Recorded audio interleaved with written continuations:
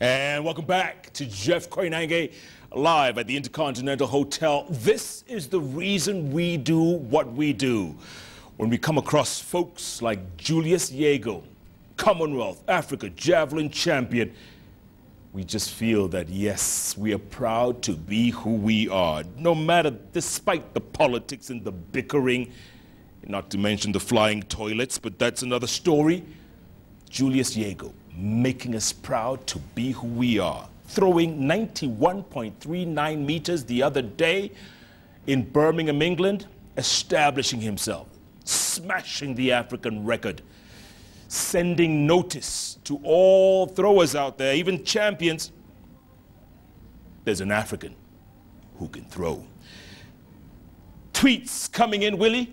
Thick and fast. Can't hear you, man. Thick and fast. Thick and fast, Willie says. Let me just read a couple, Julius. Incredible. Jamal Cedar, you say, I see Julius Yego leaving a world record which will take 40 years to beat when he retires. Yes, we can, he says.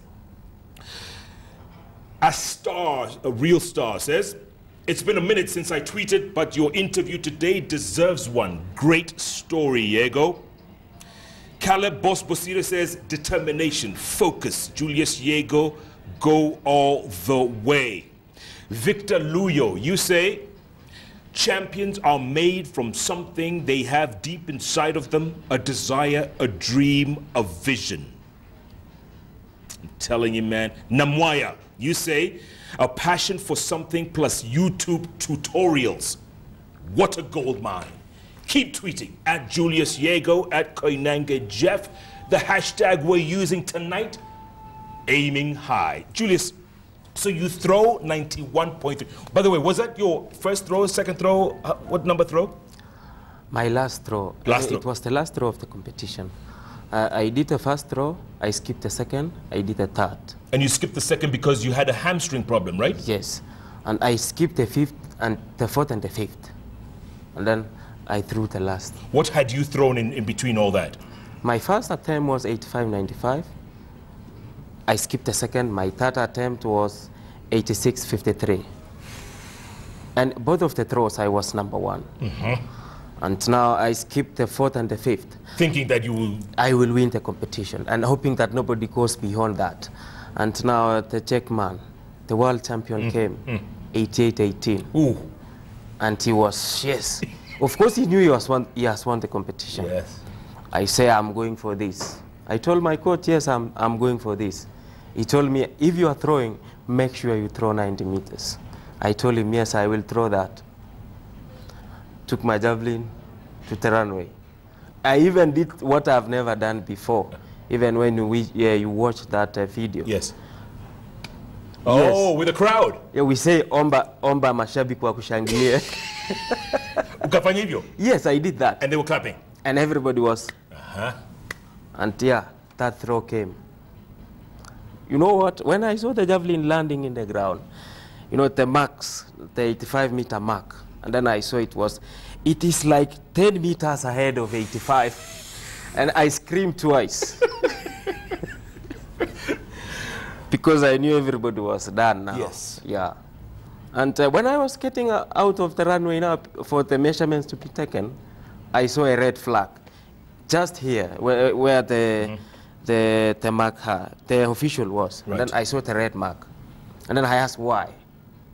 And then he told me the javelin is outside. I told her, she was a lady, I told her, no, it's not who is supposed to be raising the red flag. The other guys who were there. Because at the other side, there was a white flag. And then she was showing the red flag. And when she noticed she was raising the red flag, she was confused, like, she was even wrong. She needed to put up the white flag to show that I was doing the right thing there. I never fouled. So it was the other guys who were at the other side of the stadium to show which is which. And they had a white flag? Yeah. Which meant it was okay? It was okay. And now the main issue came was, you know, the markers, the white line now, it's not if to the 90-meter mark as it's shown on a TV. The real one was going up to 87 meters. And the javelin landed in 91. So there was a difference of 4 meters. Correct. There. So there was that confusion. Is the javelin on the landing mark is on the line or outside the line? So I protested. Okay. They even took me until that place.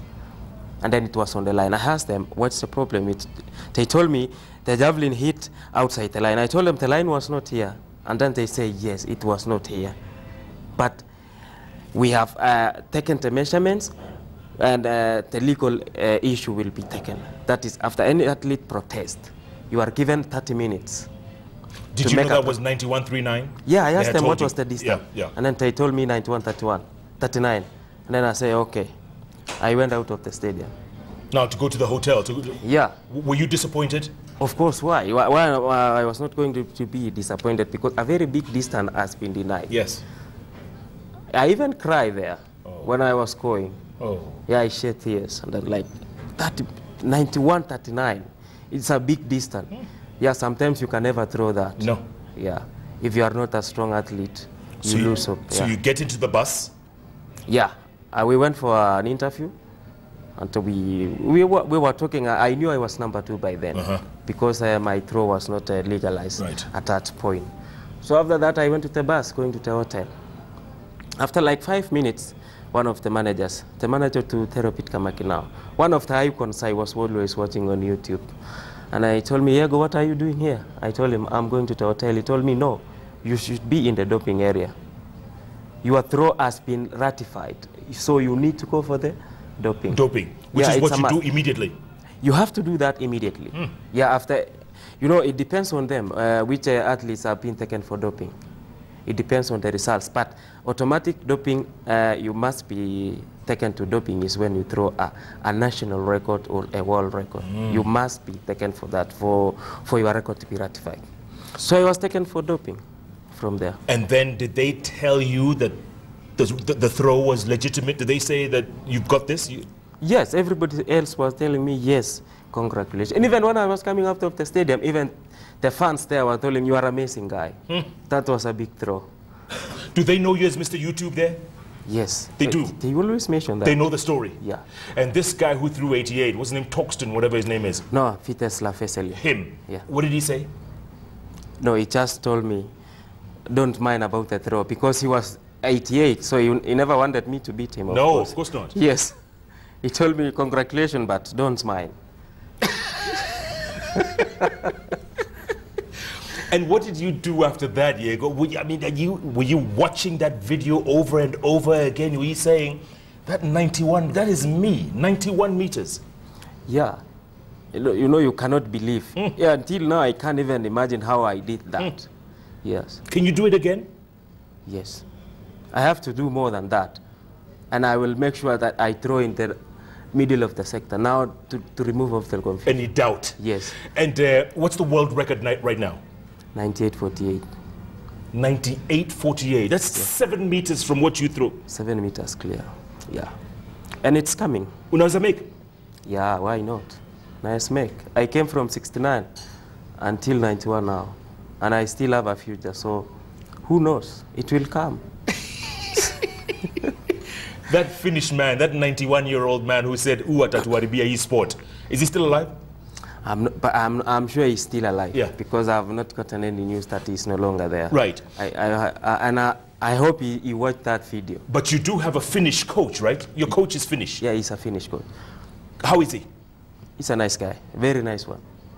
Remember, for all my big throws, he has been there. The only big throws I've done, he was not there, was in Nairobi here in 2012 for the qualification for Olympics. I did 79.97. He wasn't here in Nairobi. I did again 82 in 2013, and he wasn't here. But my first record, above 80 meters in Finland, I did 81.12. He was there with me. I went to Olympics, he wasn't there. World Championship in Moscow.